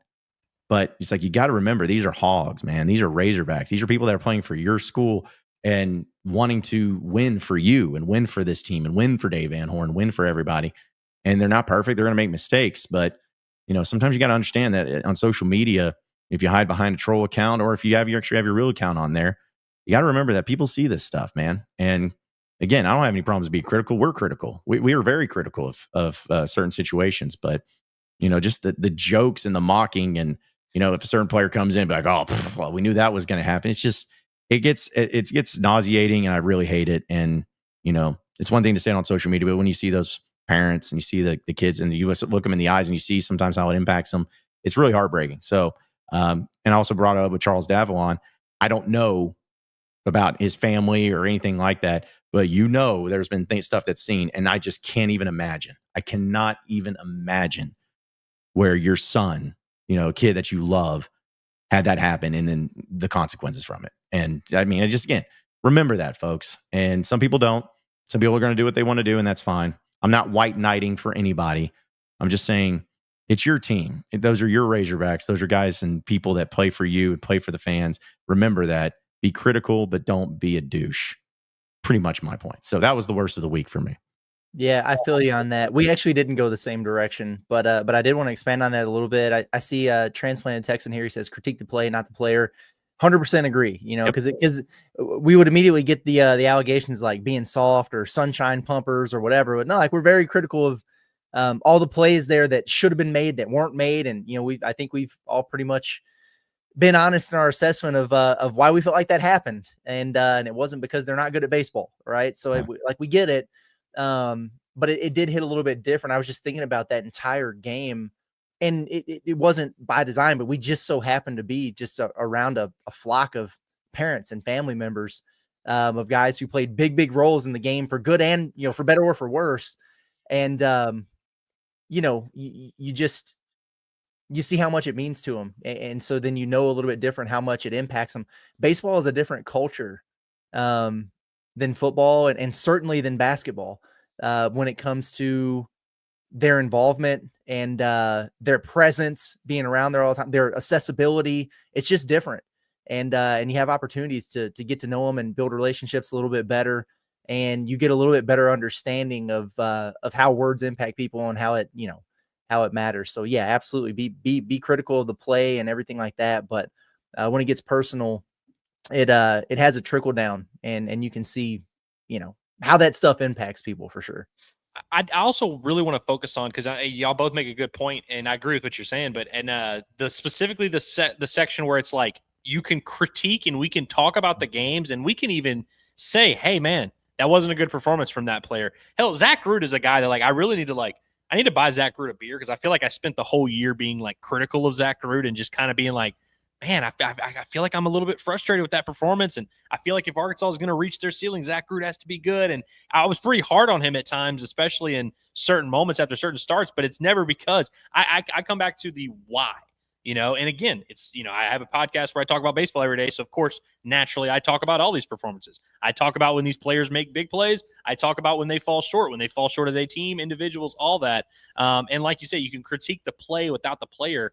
And so I come back to what are people trying to accomplish when they say certain things that they say? Because everything that I say on my podcast, I can explain to you why I said it, and I can tell you my perspective. I'm coming at it from a guy who loves the program, loves baseball, loves the team, and I'm covering it and I'm analyzing it from my lens. And that's what I'm trying to accomplish with every podcast I do. And so when I see some of these tweets, I wonder, I'm like, what were you trying to accomplish? Why are you doing this? And if it is to just vent your frustration, okay. Because I've seen a lot of people being like, oh, well, John, it was the tweet that bad or whatever. It's not even about the one tweet. It's the fact that there's a lot of certain players that every single time they get on the mound, every single time they come up to bat, you see this flood of fans that are making jokes and throwing these certain things. And I'm going to go ahead and just say I'm not going to say the dude's name, because he tweeted that he tweeted at me today and said, you podcast guys are weird, man. But that guy went on a tirade literally 2 minutes before that tweet about how Will McIntyre sucks and how you can't trust him and all this. And it's like,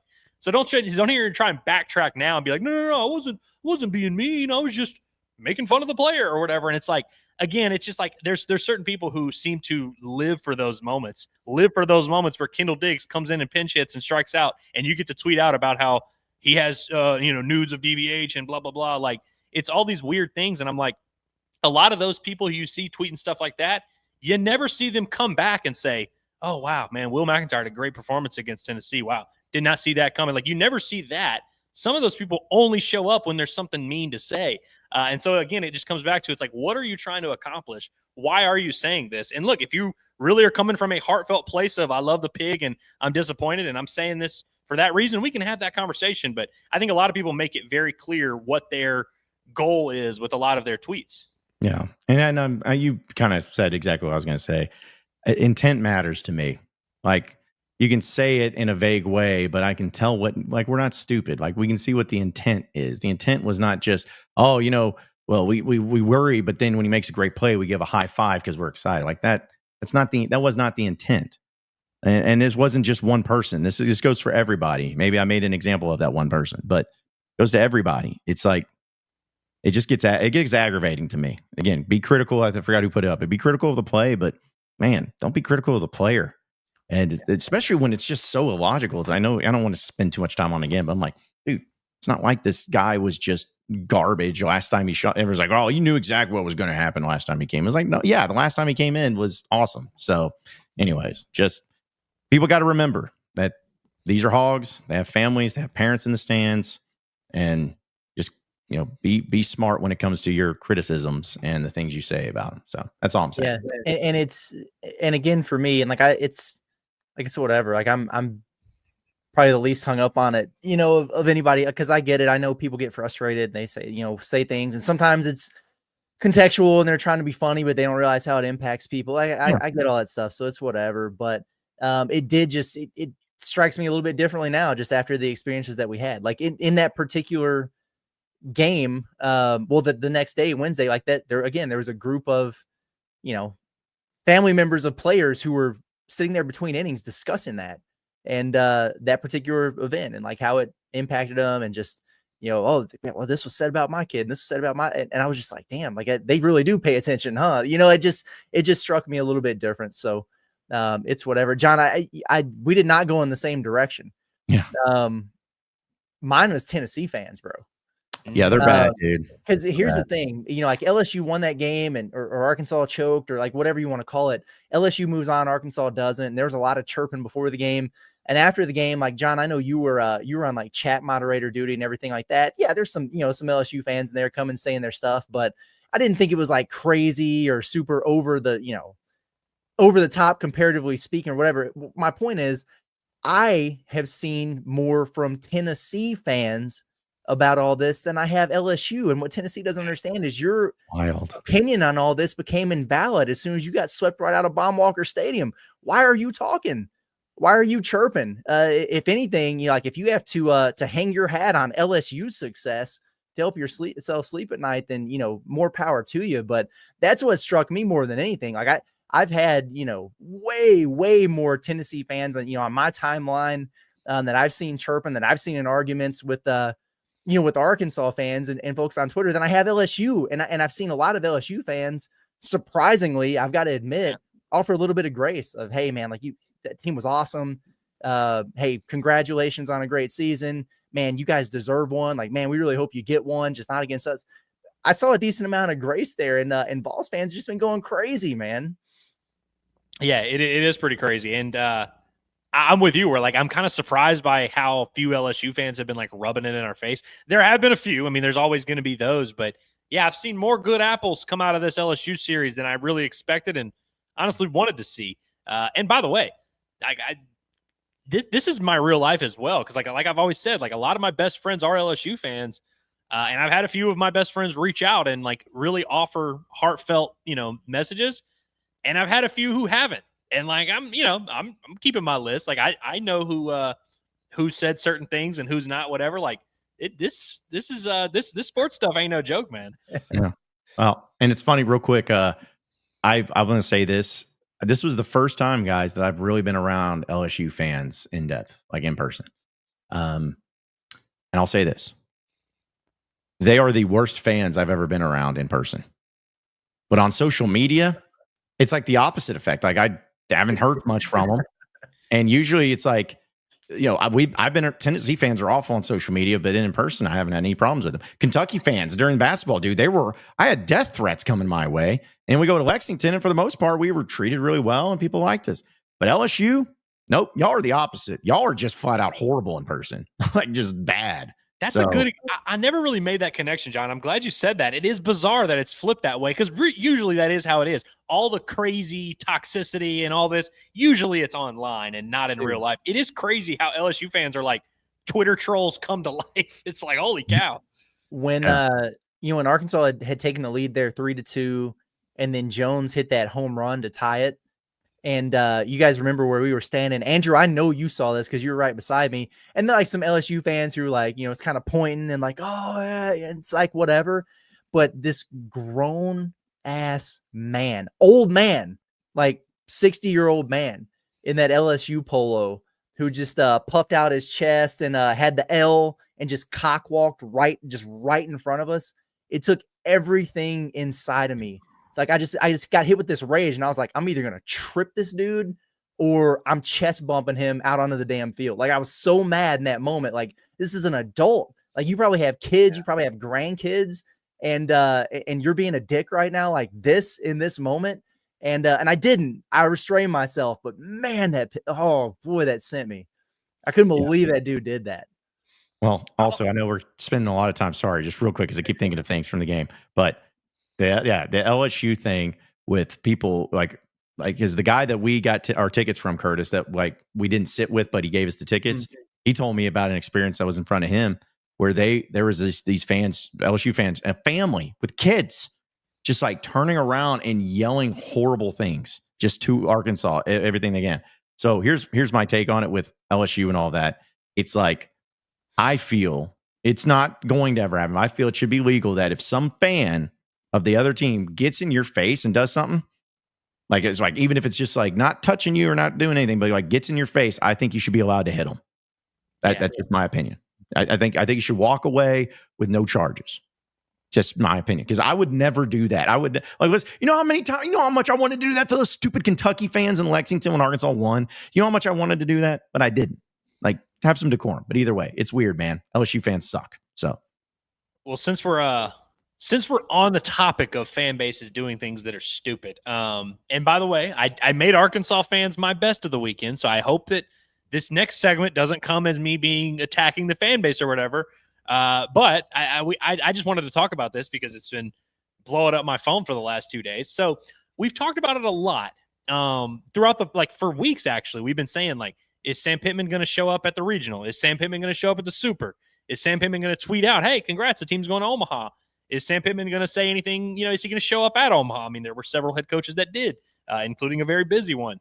Courtney Deifel's there yesterday at the return trip home to welcome the team. Like a lot of coaches, a lot of people doing things, and we've been talking about it, and we haven't even been talking about it super negatively. Just kind of wondering, is Sam Pittman going to say anything? Is he going to kind of be a part of this with us, or we talk about it all the time. Those cool pictures we see of DVH, Muss, and Pittman on the field in Arlington. That's a legendary moment, something that we love. And we've had several people reach out on the show and be like, "Hey, is Pittman going to say anything? Is it weird that he hasn't said anything?" And so it's just a topic of conversation. And so yesterday, while we were on our way home and I was bored, I tweeted out, I was like, "Hey, day one of asking Sam Pittman to kindly, respectfully just put out a little statement congratulating the team on their run to the semifinals. Just would love for him to do that." And the replies are just nothing but people pissed off. And by the way, it quickly turned into people making fun of Sam Pittman and being like, "Sam's fat. He's at the river, blah, blah, blah." And so I even put out a follow-up tweet and I was like, "Hey, this is not meant to be hey, let's all yell at Sam Pittman. I just want some hog on hog solidarity. I want those coaches. I'm seeking that moment that we all ask for and we all see all the time and we get so fired up about it. And I know a lot of fans also appreciate the gesture. And the replies are just an absolute cesspool. No matter how many times I respond and I'm like, "No, this isn't a knock on Sam Pittman. I understand he's not, always tweeting it on social media. I would really like for someone in that department, he has 1,000 people that work for him, someone just whip up a quick little statement and put it out." And so then did the same thing. And dude, y'all be stunned at the crazy, I saw one guy that was like, "This is why y'all's business failed. And this is why, you're losing all this stuff and y'all are broke." And I was like, "Holy cow." I'm like, "What? This is why?" I'm like, "Because of this is why." But, and so it's just when you think, and I gave Razorback fans my props and my best of the week, just when you think you're like, "Man, you know what? The world's not too bad. Everything's all good." It just turns right back onto it whenever I'm just like, "Hey, Sam Pittman, would you like to talk at all?" And people are like, "Screw you." It's been a disaster. Yeah, it sounds about right, to be honest, but it's on brand for everything. So, but hey, that's our best and worst of the week. And we got some of your chats to continue to get to as we get close to wrapping up here on Inside Arkansas Live. But of course, want to give a shout out to our friends over, which since it's summertime, you're definitely going to enjoy this, our Freedom Boat Club of Arkansas. With summer being here, what better place to spend your summer than on the lake? I mean, a lot of you are probably already planning on going to the lake. Maybe you're going this weekend. Maybe you're going to be going next weekend. There's going to be plenty of opportunities for it. Well, do it with Freedom Boat Club of Arkansas, where they give you access to boats without the commitment. It's the boating lifestyle that fits your lifestyle. It's fun, flexible, and stress-free, and they take care of the boat. I mean, so you imagine owning a boat, and everyone's like, "Oh, how much you got to do with maintenance, and you got to clean it, you got to put it up in a slip, and you got to have..." No, don't worry about all that. You just show up, they give you the keys to the boat, you go on the boat, you come back, and that's it. That's what Freedom Boat Club of Arkansas does for you. They have 3 locations in Arkansas. Lake time is closer than you think, whether you prefer Greer's Ferry Lake, Lake Hamilton, or a day on the river in Little Rock. Freedom Boat Club of Arkansas will help make your summer in the natural state the best one yet. So check out their website at www.freedomboatclubar.com. That's freedomboatclubar.com today. Learn more about the benefits of joining the club, or you can just click on that QR code, or I guess not click on it, scan the QR code up at the top right corner of your screen. And we look forward to it because we're going to be doing a show on a boat this summer, and we'll give you details on that. So it's going to be a lot of fun. But either way, appreciate them and appreciate their partnership here with us. Super chats, a few of those we had to get to. Oppenheimer. Okay. Appreciate it. It says LSU doesn't like Arkansas. Arkansas doesn't like LSU. They both hate Tennessee. That's actually right about that. True. Yeah. I'm just happy to hear an LSU fan admit that LSU doesn't like Arkansas. I always feel like we're punching up and trying to make it a rivalry. I'm just happy that LSU fans actually don't like Arkansas, honestly. Yeah. And you know what's funny is I felt this way with Kentucky basketball for a bit until Cal came here, because I felt like Arkansas and Kentucky basketball are like, yes, we hate Auburn, we hate Alabama together, we hate these other teams that just decide they have a basketball program, but now it's not that way. So sometimes you just, take it where you can get it. T Razorback just says, now that y'all watched all the replays, which single play in the ninth inning would you say most led to the loss? We haven't watched it. I haven't watched replays. So, I mean, I've seen angles of, we've seen the replay of the Vahiva Lloyd double play that was not, unfortunately, I've seen some replays of all the plays, really. Do y'all have an answer? And is the fly ball to left? I can't believe more. It's crazy. And I don't want to I don't want to do this thing where I'm like, no, we should actually all be focusing on this. I'm stunned by there's been more hate towards the Vahiva Lloyd fielder's choice, which look, again, we saw the replay. No doubt about it. He should have turned 2 there. That would have ended the game. Like, I agreed wholeheartedly. I think that when there's 2 outs and the fly balls hit directly to you, I feel like that's the one. And again, we love Charles Davalon. We defend him. We're not like trying to make this a thing, but it's like, I actually was surprised by that there wasn't more people that unanimously viewed that as the big play. And of course, the ground ball to first base, like that's play that should be made. Reese Robinette should be on first base. Like all of them are important, but I feel like 2 outs, ball hit directly to the left fielder, that's got to be the one, right? In my opinion, yes. Yeah, I have to agree. But I also want to give a shout out because I told you guys this, but no one else cares. But I think it's funny. My buddy Brendan in our group text was when that double play did not happen. He texted in our group, says, "Is that our new foul ball?" And immediately after says, "Never mind, that was." And I was referring to the pop out, and it was like that quick, man. That's just that quick of tough plays. But I'm with you guys though. Arkansas has an inability to turn double plays that was being monitored throughout the game. So maybe Vahiva caught wind of that, and he was like, "I might as well not even try. I'll just get the lead runner." I actually do think, Curtis, that had to be part of the decision-making. One, because Stephen Milam, who is a decent base runner, didn't get a great jump out of the box, which, again, in that moment, I don't think Vahiva looked at the runner to see. I think he thought he had less time than he had. But I wonder if he was like, we haven't been turning these double plays. And, not for nothing. They have not been, anyone's fault, but it's not been Vahiva who has been slow on the draw. You know what I mean? Like, I think that probably was a little bit of it. And then as DVH said, I think really what it is the ball was hit to his right, and it really wasn't hit that far right. But I think Vahiva in his brain probably thought he was further right than he was. And he made a quick, you don't really have time to hesitate.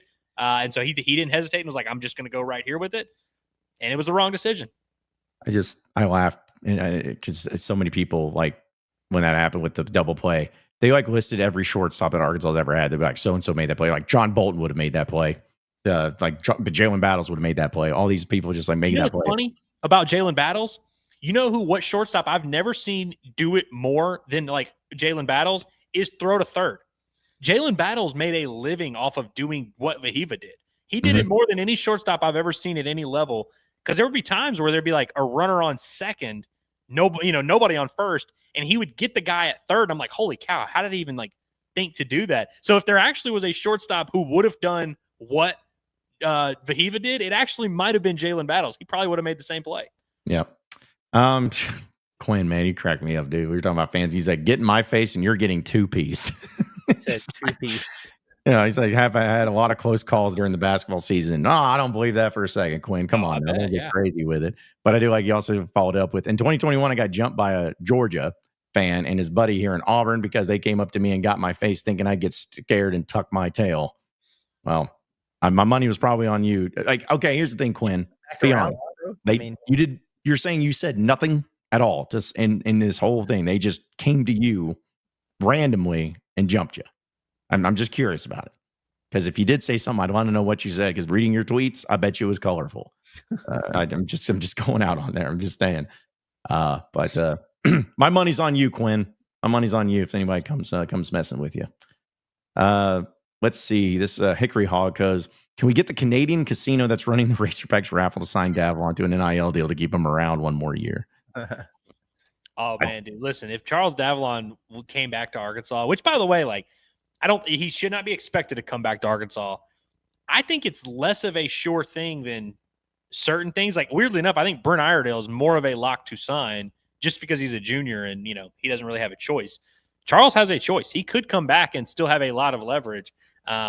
He would have to fall pretty considerably in the draft for that to happen. But, man, dude, there's not many things that would fire me up more than Charles Davalon just saying, F it, I'm running it back. But hopefully he doesn't read Twitter. Seriously. Real quick, actually, on that, Andrew, I don't know how much you remember about it, but remember that 2017 year where it ended early, and the 2018 obviously happened. Did they have any? They had a few draft eligible players. Didn't they have some guys that were pretty big surprises that they stayed in 2018? Y'all ever heard of Blaine Knight? I've heard the name. He was a draft eligible sophomore that year. Now, a little bit, he wasn't quite projected like Davalon's projected according to MLB Pipeline. He's number 55. If he gets drafted anywhere near 55, he ain't coming back. Knight didn't, Knight had some buzz, but I think a lot of people wanted to see him come back. Luke Bonfield and Carson Shaddy were both juniors who, had they been drafted at all, would have signed. Neither gets drafted. That was a huge break for Arkansas. And so it kind of worked out well that way. Yeah. Let's see. Seth also says, super rude of my work to interrupt Inside Arkansas. I agree. I don't know what type of place you're working at. Who does that? Yeah, a bunch of jerks, obviously. Let's see. Finch just wants to know, are y'all going to the ASU Hog game?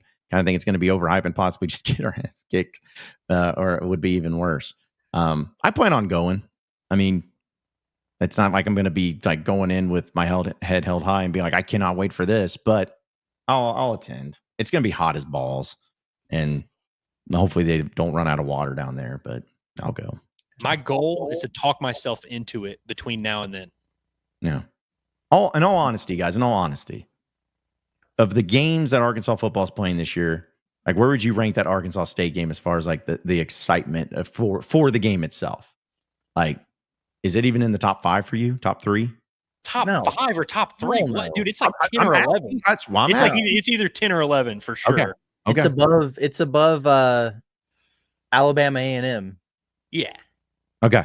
All right. Just had to ask. Like, yeah. I mean, listen, I know there are some people who probably, but maybe top 10. I might even be slightly, if I'm being honest, I might be slightly more excited about that one than playing at Memphis. Fair. Just because I do think it's cool. My dad's an Arkansas State alum, and so like he's excited about it and everything. So like I'll give it that, but it does not clear Notre Dame. It does not clear any SEC game for me personally. Okay. I feel the same way. I just was because some people are looking at this game like it's a top 3 game of excitement for them. So that's why I just wanted to make sure we're all on the same page. I know there's some people that disagree with this for sure. I know there are. I mean, hell, we were talking about it yesterday. Yeah. Let's see. There was Quinn, man. Appreciate the super chats, Quinn. He cracks me up, man. He wants to tell the story. He says, they came up on me on the sidewalk at first, and then we got into a back and forth, and I was about to walk away, and one of them said, you better leave, and that's when I stayed put. So I pushed one guy, and then they started. So you're saying you threw the first punch here? Is that what you're saying? Put hands on somebody. Yep. Two-piece. Brother. Just two-pieced him, man. That's cracked me up. He also said, throwing windmill punches at me. That makes it even funnier. The windmill punches are always when you see someone, you're like, yep, they've never been in a fight before. Like that's when you know. But Quinn, when you come here for Arkansas and Auburn, like listen, we've talked about this. We love you.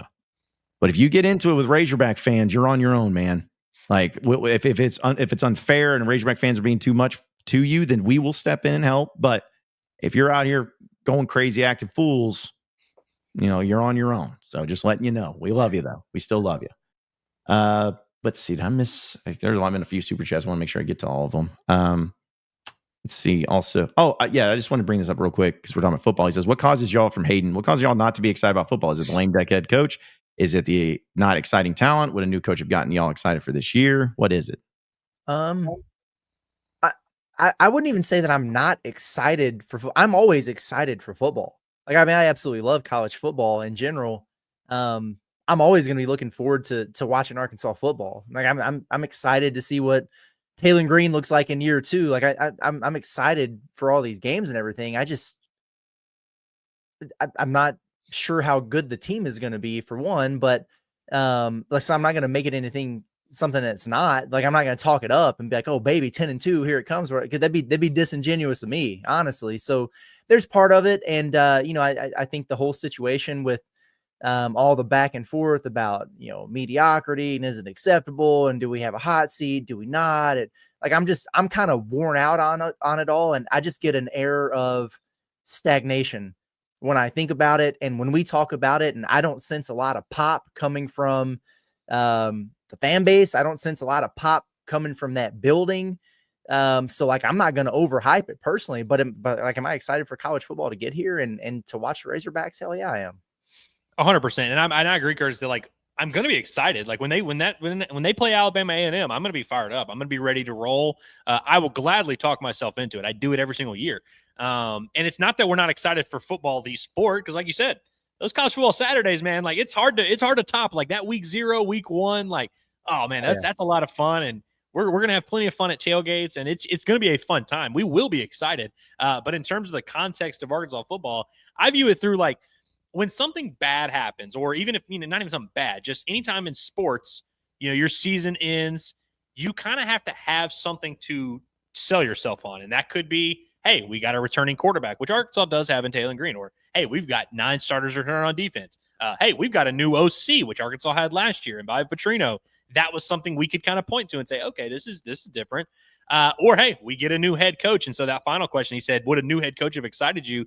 It's not that, who knows who Arkansas would have hired, who knows what it would have been, but that would have been a very easy way for us to say, okay, this is going to be different. So we have to see how this is going to play out. And a lot of it winds up being BS, but there has to be some type of messaging that's like, we're going to be better, and here's why. And this is going to be different, and here's why. And I just don't feel like we ever really got that. We never really got we're running it back, and we're going to be better, and here's why. And hell, I mean, Sam's had 3 or 4 press conferences, none of which have conveyed any of those messages. I don't even think the athletic department inside the university is trying to tell you guys that it's going to be better. I don't think they're telling you anything. I think that's what's kind of making it hard to be excited about. I'm getting crucified just for asking the head coach to tweet anything. You know what I mean? Like, I think there's like it's a unique level of disinterest. I mean, there was no spring game. There is no buzz. There is no transfer class that we can point to. No freshman class we could point to. Taylor Green, I'm excited about him. I'm excited to watch him play. That's kind of where my excitement lies. But it's like, we really haven't even been told why we should be excited. And so it's really hard for us to manufacture it. But make no mistake, we will manufacture it. Yeah, and I guess, you guys said it all, but the only thing I added, this real quick of how I look at it, is I may not be excited for the season in the way that some people would view excitement. Here's where my excitement comes in. My excitement would be the possibility of me being wrong. That's where my excitement comes in. Mm-hmm. I would be very excited to be wrong about this team, and I would, and I hope so. I hope I'm wrong. I hope that they go out there and they make an idiot of me and they go 8-4 or better. Like I hope that happens. That's where my excitement is because, I know this may come as quite a shock to people, but I've been wrong before on things when it comes to predictions. And if, that's kind of where I'm at, where I'm like, I get excited for the possibility of being wrong about this team. Yeah, so. Yeah, man. Go ahead, Andrew. I was just going to say, like, I also want to clarify that, like, and we've said this before, that winning the offseason and winning the PR battle and being, having that excitement is not the end all be all. Like, if Arkansas goes out and has a great football season, everything I just said is a completely moot point. And like you said, John, we will be wrong about the team, and we will have been glad to be wrong about the team, and we will be fired up. And so it's not even like you need to have that buzz in June and July if you want to have a good football season. None of this disqualifies Arkansas from going out there and proving everyone wrong and really banding together and giving us something to be proud of, giving us something to be excited about. But in terms of on June 20th, why do we not have that excitement? There are a lot of reasons for that, but none of them necessarily equate to them having a bad football season. Just on paper, if you were to kind of look at it and you were to ask me how I think it's going to go, it does seem to kind of maybe lend itself to possibly Arkansas being bad at football. Yeah, no, and that's just it for me. You guys know that I consume a lot of content, and it's the same way with college football. And it's like I listen to Josh Pate, I listen to all these shows, and watch everything that I can that's talking about it. And like it's just the most optimistic of predictions out there. Somebody be like, oh yeah, well if A, B, C, and D go right, then this could be a team that makes a bowl game again. You know what I mean? And and a lot of those projections have you 14th or whatever in the pecking order in the SEC, and then you see like this is kind of that point in the season or in the off season where it's like, oh, here's your dark horse teams in the SEC. These teams could outperform expectations. And I haven't seen anybody saying Arkansas there so far. That doesn't mean they can't do it. Damn sure doesn't mean I don't want them to do it, because trust me, man, I do. There's nothing that would make me happier then like you said, if they prove everybody wrong, they really go out there and ball out. But so it's, and then you look at how daunting that schedule is, and you're just like, well, yeah, I mean, I'm excited for it to come around, but when you're not getting all the talking season hype points that you're used to, it can be a little bit challenging. Maybe that'll change when we get closer to the season and SEC Media Day, and I'm sure there's going to be a lot of positivity thrown out there, and that's good. Like I'm looking forward to that, but right now, I mean, I'm waiting. Yeah, we'll be here when it comes around, and we'll get excited about it. We're going to talk about it. We'll be doing our watch party stuff when there's road games. We'll be doing post games. We'll be getting excited when they win and pissed off when they lose. All that stuff's going to stay the same no matter what the expectation is. So but that's kind of the next big step in where things are going to go. But either way, well, fellas, it's been a long but fun, successful, energized, and in some cases disappointing week, but hey, we got it done. Any final thoughts here on Inside Arkansas Live before we close up for not only the day but for the week? Oh man, not a whole lot that hasn't already been conveyed, but I did just want to reiterate because it is like I talked about it a little bit on the pod, the Palace, but like a turning of the page at this point. Like this athletic year has come to a close, and now we're kind of slowly flipping that page over to next year, but it's been an absolute blast, all of it, football included, and the basketball run, the baseball run, and everything. Appreciate you guys for the camaraderie and the trips and the memories and all the fun. It's been a blast. Like I said the other day, there's not two guys I'd rather do this with, man, and really enjoying it and excited about the future, and appreciate everybody who's been tuning in and listening and enjoying the ride with us. And there's a lot more to come. So very grateful and very optimistic for what the future holds. Well, I'm excited for media days. It's going to be nice to get in front of the microphone and talk about the team. And, we had a great athletic year. The boys at Inside Arkansas, they carried us, man. It was a lot of fun. And, I'll get on to Twitter one of these days, but they were mean to me a few years ago. And so Polar Express thing didn't go the way I thought it would. And so I'll tweet eventually, Andrew. Don't you worry. Just can't wait till Arkansas has coaches that we can't do impersonations of but they're still electric. No one can do one of Dave. Dave's not a very impressionable guy. Cal, yeah. Muss, yeah. Pittman, yeah. Houston Nutt, yes. But Dave can't be imitated. Cannot be imitated. So either way. Can't, bro. Low-key. No. I was trying to think about it. I'm like, bro, you really can't try and be DVH, bro. You are not DVH. Nope. No matter how much you try, you will never be DVH. But either way, folks, we really appreciate all of your support, all of you tuning in. Summertime is going to be here. And just a reminder to subscribe to us here. It's going to be times where we probably talk about a lot of random stuff, but we're going to have fun doing it. We're going to keep doing it. We hope you all tune in for it. Not only for Inside Arkansas Live, but Pod at the Palace and the Bombastic podcast. We're going to keep going, and we're going to have some fun with it, and we're going to have some cool stuff in store for you this summertime when it comes to all the content. So be sure to subscribe to us here at Inside Arkansas. Be sure to check out all of our social media in Inside Arkansas, as well as downloading the audio version of the podcast for Inside Arkansas Live, as well as Pod at the Palace and the Bombastic podcast. So for Andrew Ellis, as well as Curtis Wilkerson, I am John Neighbors. Same sports show, same sports channel. Next Monday. Have a great weekend, everybody. We will see you then.